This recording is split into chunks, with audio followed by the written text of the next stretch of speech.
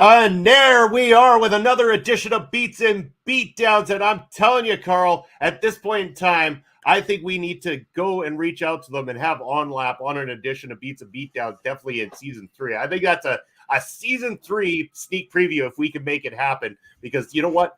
They have connection to wrestling now straight through us right here. And that song, the lyrically too, it also has a bit of a connection to pro wrestling. So pay attention to those lyrics. You'll understand what I'm saying. But hey, I'm coming at you, Bobby Munson, and that man beside me, Karl Carafell, for Beats and Beatdown Season 2. This is episode number 4. We're going through the alphabet A to Z, that catalog, for the connection of pro wrestling and music. And again, this season has been awesome, Karl. We have been getting some great feedback so far, and thank you to everybody who continues to support this awesome show. We can't do this without you guys. Couldn't be more thankful. Me either. This has been absolutely incredible, and I don't plan on stopping at all. I think that this is by far one of the better shows that are out there talking about the influences of music in professional wrestling, and there's a lot of it, and I absolutely love it.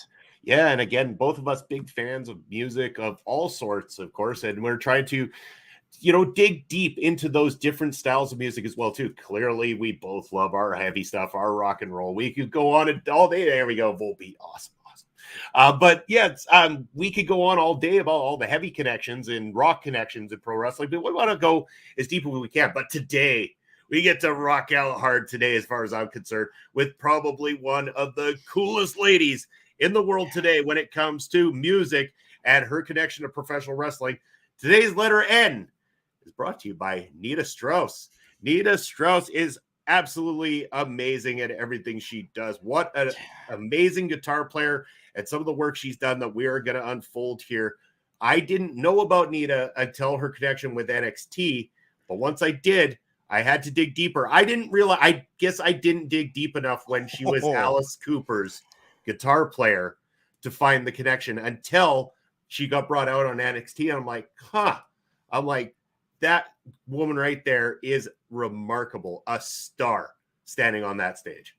She definitely is. And I mean, one of the, for the longest time, unseen stars when it comes to performance on stage. And like you said, especially, with Alice Cooper, like just absolutely insane on stage. Fantastic sight to see. And not only a fantastic sight to see, but even better to just listen to how she plays. Oh, yeah. I mean, again, like you can go on and on about people who do vocal stylings and stuff like that. But when you get an amazing guitar player or an amazing person on any instrument in general, it stands out. They become every bit of what you want to listen to. And that is the case with Nita Strauss. It's no matter what she's doing, I am paying attention to every chord she hits, every note that she makes, everything, because she is a remarkable songwriter as well as a performer. So Nita, born in 1986, she's still young in this business and has worked with so many top talents. What surprised me the most, though, was, again, this is someone who started as the guitar player for Alice Cooper, and then we're starting to do some really incredible solo work as of late, and now the guitar player for Demi Lovato, and that one threw a big-ass curveball my way when I heard that. Right? And not something that you would really expect, considering the strong style of Nita Strauss. Moving over to more pop style music is mind-blowing, but again, just a real testament to the talent that she has to be able to go from this hardcore, heavy metal and then over to pop itself. And don't get me wrong, I'm no Demi Lovato fan, but at the same time, I am a Nita Strauss fan. So it could be a smart play, because if Demi was playing, I'm not outside the realm of possibility of going to check it out because of how mind blown I am with Nita Strauss as a performer.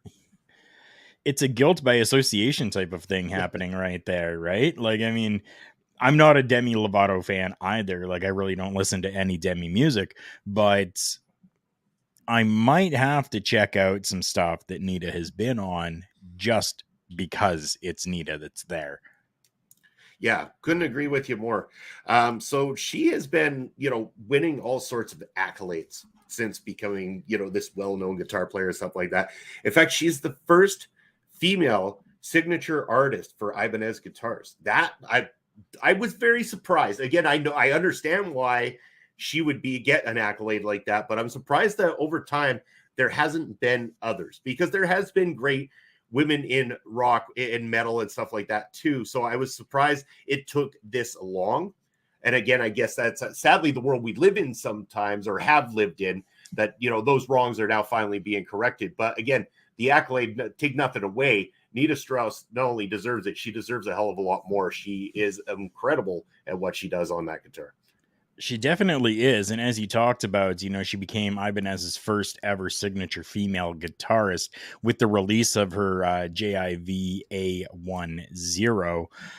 She actually did an interview with another music source where it's quoted her saying, "To be the first female signature artist and see my name up there with Vai, Satriani, and Gilbert, that's what I've dreamed of since the very beginning." So for her, the dream became reality. Yeah, and again, you have to work hard in order to make those dreams reality, and that is shown in what she does. You've got millions upon millions of people out there that can play a guitar. They can pick it up. They can pick up certain chords. They can get themselves through a generalization of how a guitar works. But to be able to do it to a point where that instrument begins to talk and has a voice of its own, and it's speaking through the artist, that is where the staple comes in. And that's where Nita hits the mark. And she does this and blows out just about everybody around today. A lot of artists nowadays don't have that quite that signature that she brings to that particular instrument at the moment, in terms of she's like a modern day Slash in a certain argument, that she is that good. She stands out for that instrument. She definitely does. And I mean, you talk about Slash, right? Like Slash is now working with Miles and the Conspiracy, right? So I mean, those similarities there are actually quite interesting. Nice. Slash, one of the greatest guitarists that are out there, and for Slash to be doing this with Miles Kennedy and the Conspirators, it's really interesting. It's really interesting. It's odd. It's odd considering the talent that she has to almost just be that backup person. Yeah, and you know what? Honestly, I thought that's the direction she was going when she released that single with David Draymond of Disturbed, the one known as Dead Inside. I was like, damn, she's going the same direction that Slash did when he went solo not too long ago. Before picking up Miles Kennedy as his vocalist on tour and stuff like that, he was working with various artists, bringing out all these different songs and coming up with some absolute gold. And that's what the direction I thought we were getting with Nita. And then she went over to the side of Demi, not knocking it. But again, I'm hoping that it means down the road we will see more of Nita working with some of the great artists that are out there today. Now, she did have, like you were talking about, she did kind of go solo. That was back in 2018. She had her album there, Controlled Chaos, which was absolutely fantastic. When it came out, I was on the dot waiting. I kept refreshing my YouTube music, and I'm like, is it here yet? Is it here yet? Nope, it's not. Nah, it's here. And I downloaded it right away because I'm like, this is groundbreaking for Nita to be able to come out with an album that really, it wasn't going to showcase a lot of vocals on it. It was going to showcase her and her talents, which I'm going to transition that for a moment into saying that the talent that she has, that Nita has. Okay, so Nita Strauss, that's her name. Yeah. That's legally her name. That's born Nita Strauss. She was born a rock star. That as a persona at all. That is her name. So now you think of the name Strauss, and then that kind of makes you think of maybe years and years and years and years ago, someone by the name of Johann Strauss, which, yes, the Austrian composer, whose work actually changed like the whole world of like dance music and stuff, um, is part of her family and Yep. her lineage. So this isn't like it's something that she was born with this. This is in her bloodline. She's just now able to take it from, more of a like classical stage with like a Johann Strauss, and now bringing it to a modern day, which is insane. Oh, you bet. And again, like we said, she's so young. She's going to have so many more years and so much more that she's going to be able to produce. And we're going to get to in a moment her connection with NXT, WWE, and stuff like that, because that's what we do here on Beats Beatdowns. But I also mentioned she was on an episode of a little show that you can find on YouTube called No Cover. And I'm not sure if you've seen No Cover yet, Karl, but this is a competition show that is on YouTube. I forget the name of the record company that put this out, but there is a panel of judges consisting of Lizzie Hale, Gavin Rosdale, Alice Cooper, and I really feel bad about this. I forget the names of the other two judges. There's one more of a pop artist, but she's very creative, very interesting. And then also the bass player, the technical bass player from They Come From Animals, I believe the name of the group is. And I just forget the pronunciation of their names, and I don't want to screw that up here. But so what this is a lot of up-and-coming bands come in, and they're only allowed to play original tunes for these panelists.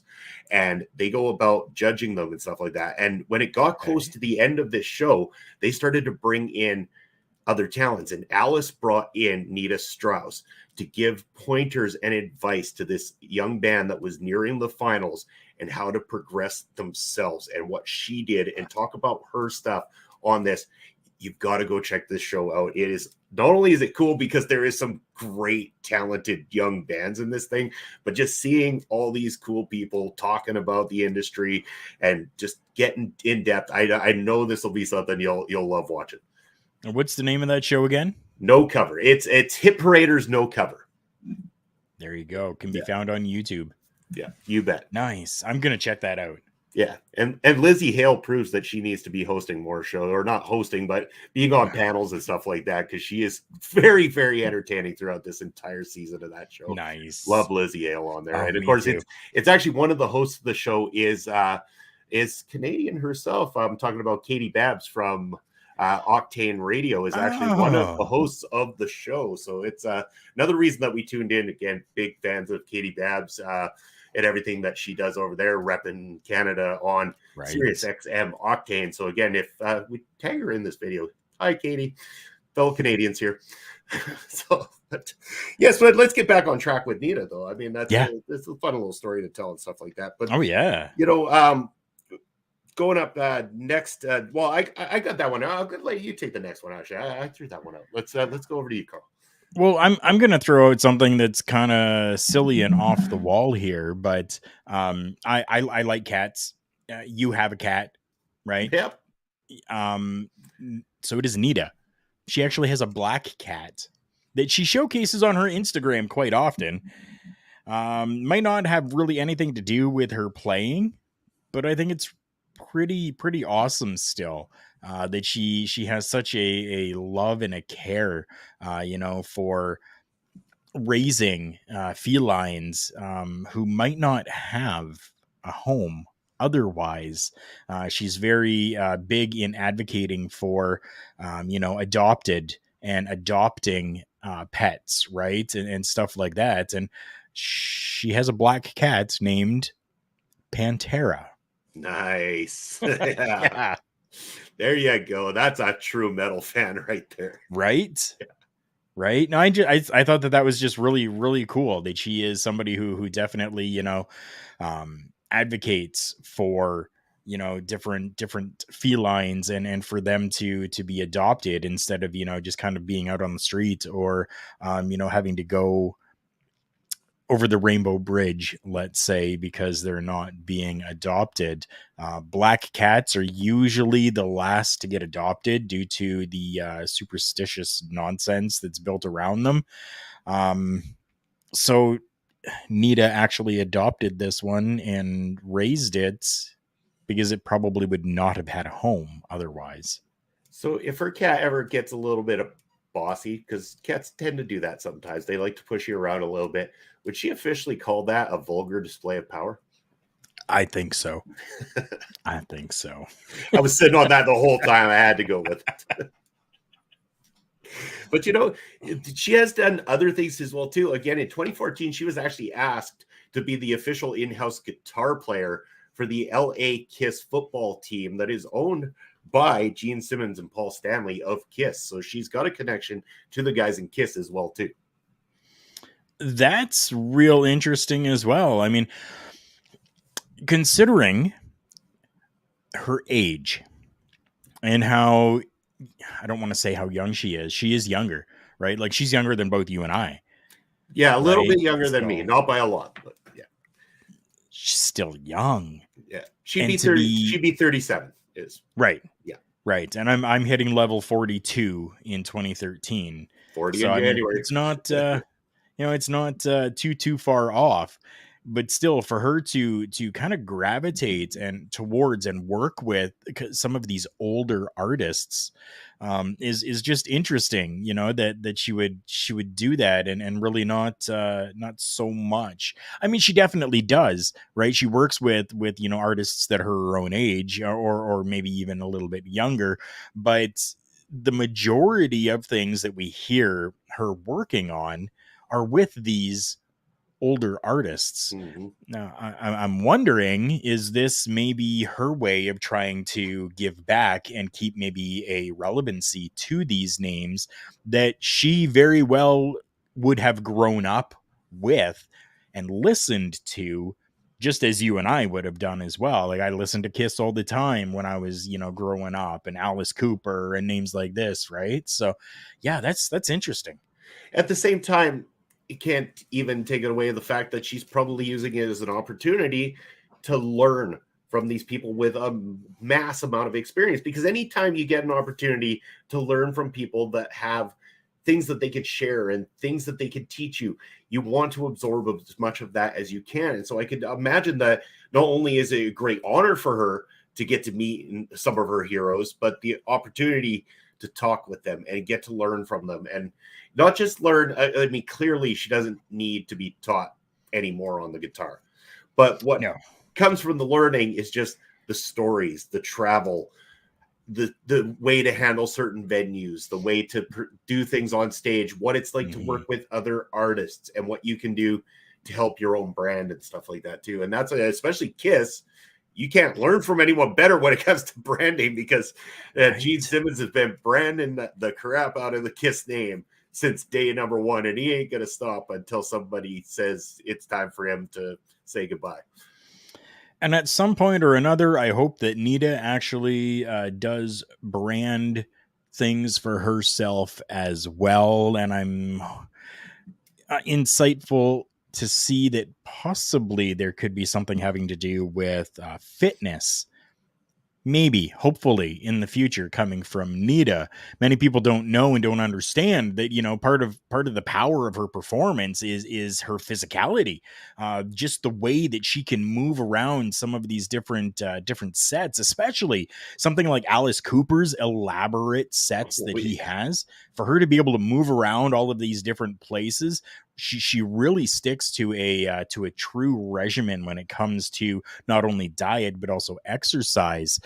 With that, she even she launched, so she did kind of brand herself out a little bit with this, and I'm hoping that it kind of goes a little bit further. Maybe we can help other people know about this, but she actually has Nita Strauss Body Shred is what she calls it, where she's actually challenging and inviting her fans to get in shape along with her.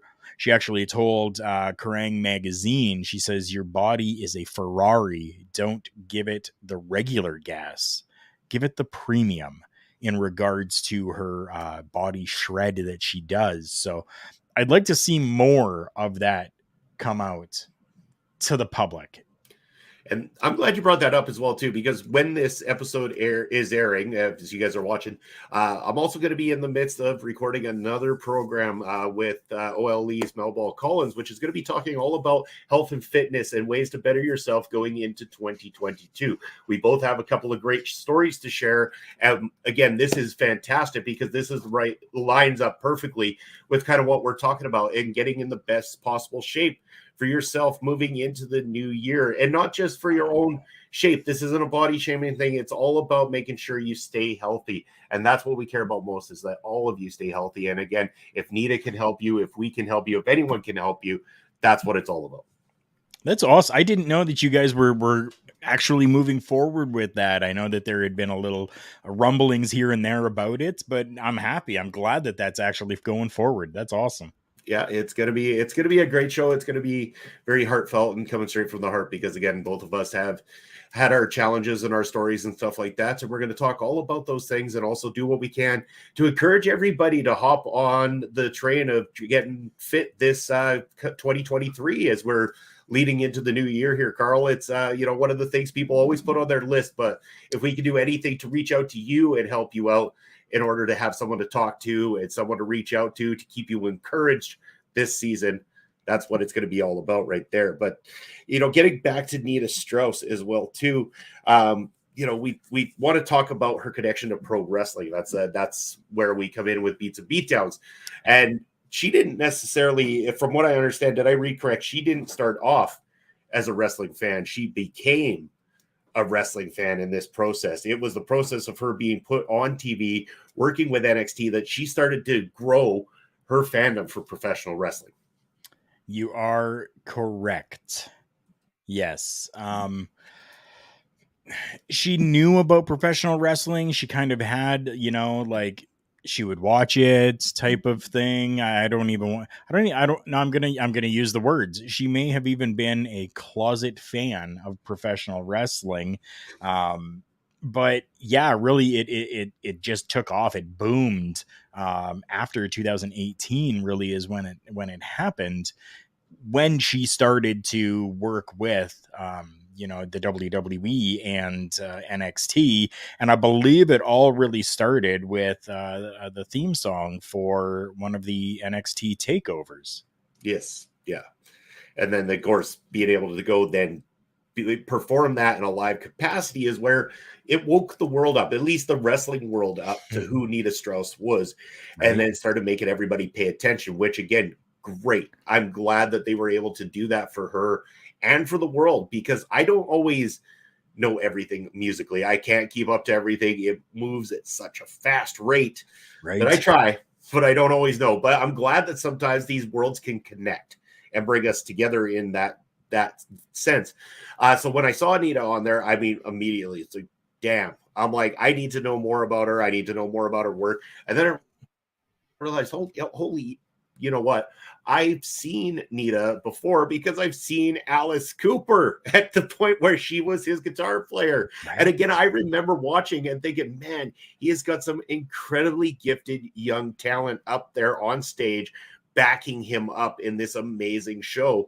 And now this is great, because not only are we talking about me not knowing that at that time and getting to that point, but we also are now doing a bit of a throwback to season 1 of Beats and Beatdowns, where we made the letter A about Alice Cooper. And now here we come to season 2. We're talking about somebody who was right there rocking with him for quite some time. Oh yeah. It's amazing how full circle things really come, especially. So yes, the musical industry is massive, but some way or another, everyone's all interconnected like one big family. They really are. So, but yeah, I mean, it's neat to see what she's been doing so far, but I'd be kind of curious to see, like, now that she's got that connection with the current regimen of WWE, would they go as far as reaching out and trying to get a Demi Lovato for a performance on, say, a WrestleMania or something like that? Again, Demi brings a name to the stage, as well as Nita. Mm-hmm. Nita brings a name to the diehard wrestling fans, guaranteed, because you've seen that performance, you know who she is. I think that Demi Lovato is enough in the pop world that she might have enough fans out there that don't necessarily watch wrestling, but might think, I need to see Demi's performance. at this event. And therefore, you start to, especially on something like a WrestleMania, bring eyes in that don't typically tune in. And with good reason, you get those numbers up, you get them watching. Maybe they catch something on there, they become a fan, just like Nita did eventually. You don't always have to start a wrestling fan, but you can become one. Exactly. And I think it would be mind blowing to be able to see something like that, have more of a pop star come in. We have seen it kind of in the past before, but it typically seems to be a lot of like the rock or hip hop stars that are more showcased lately anyways.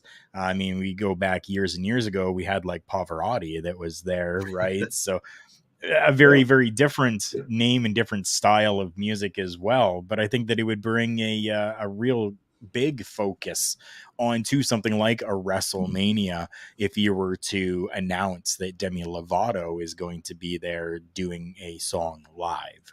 Yeah, exactly. And again, you're going to have the support, of course, of the wrestling fans who obviously have that love and respect for Anita Strauss. They would understand the connection at that point, especially if they pumped it in that sense. We have the return of Nita Strauss to the stage at a wrestling event. And how cool would that be for her as a wrestling fan to be able to work a WrestleMania? I mean, we've said it before on this show. It really is one of the ultimate prizes as a musician if you're a wrestling fan as well, too. If you love both worlds, you want to be a musician who gets the opportunity to do a WrestleMania, have your theme at WrestleMania, something along those lines.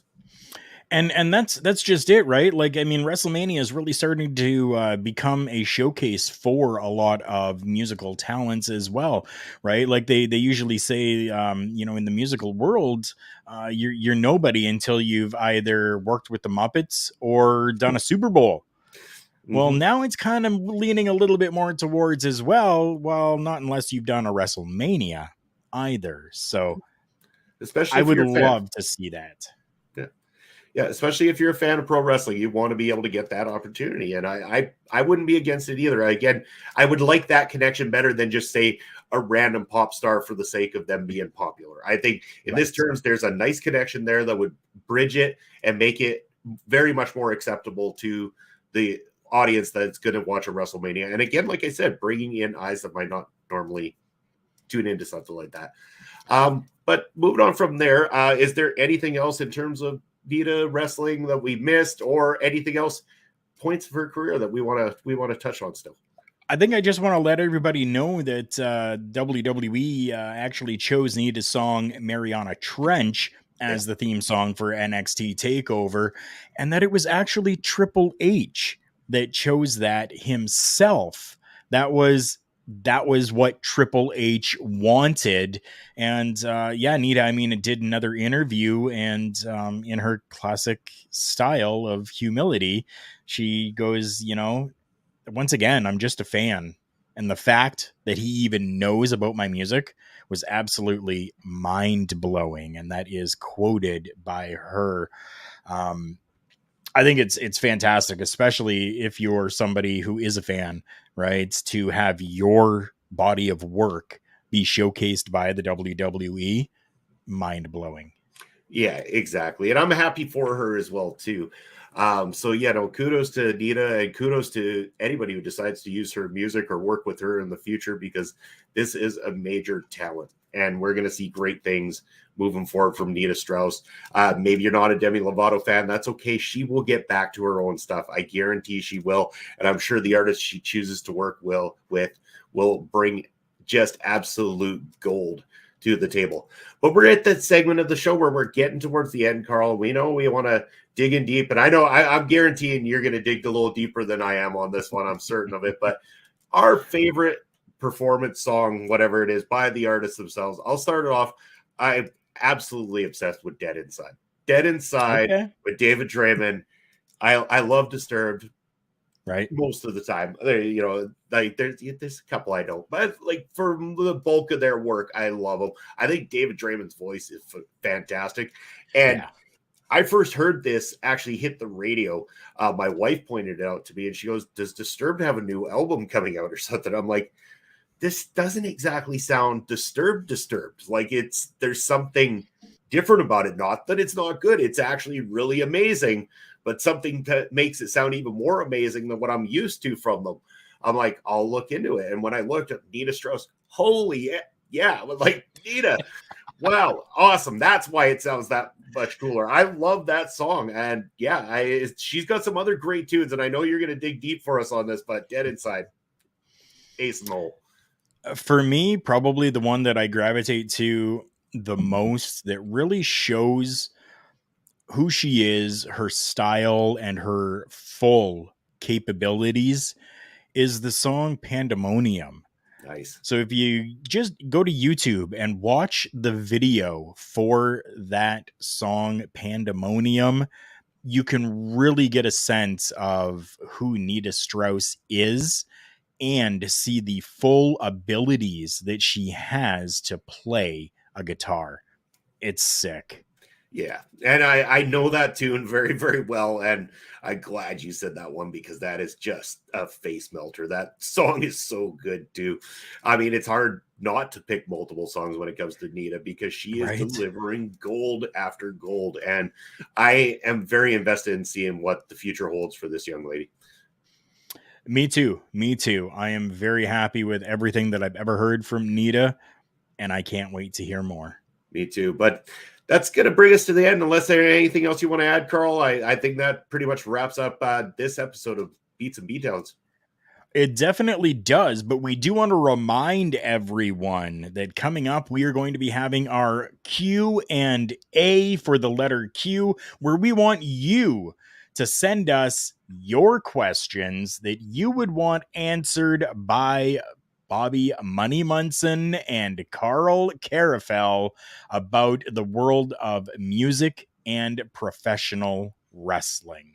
I'm really looking forward to that time. And again, ask us absolutely anything. We are going to do our best to run a full episode, answer everything in depth with you guys. And when we say ask anything, just like it doesn't have to be related to music and wrestling connected. Ask the questions individually. We're going to make it a connection on that particular episode. What's the best way for them to send us those? Well, I know they can always send it to us on the socials. I'm sure that is a possibility. So why don't I throw up that little ticker right there? That's where you're going to be able to reach out to myself anyway.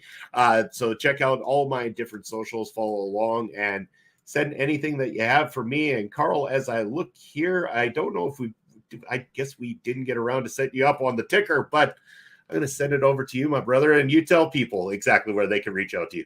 Easiest way to find me is you see that name down right there just below me where it says Karl Karafel. Go to Google and Google Linktree and Karl Karafel, or it is just linktr.ee/Karl Karafel. That'll take you to all of my socials. I think I found it. Actually, I just wasn't. I wasn't doing the Karl Karafel dig deep enough on that one. So there it is, right down below. You can check that out, and that's going to get you to all Karl's socials. Reach out to us with those Q&As. Let us know, even if you're on YouTube on the Video Bros Network or Turnbuckle Studios, or you're following along on our local establishment section. Karl and I are always checking the comments, and we love that we get the support from each and every one of you. So that's all for this episode of Beats and Beatdowns, the letter N. And next, we got the letter O, and we're going to keep on rocking because the god of metal himself, Ozzy Osbourne, is coming up for the letter O. Thank you for joining us on this episode of Beats and Beatdowns. I'm Bobby Munson. That's Karl Karafel. We'll see you very soon. Take care, everybody.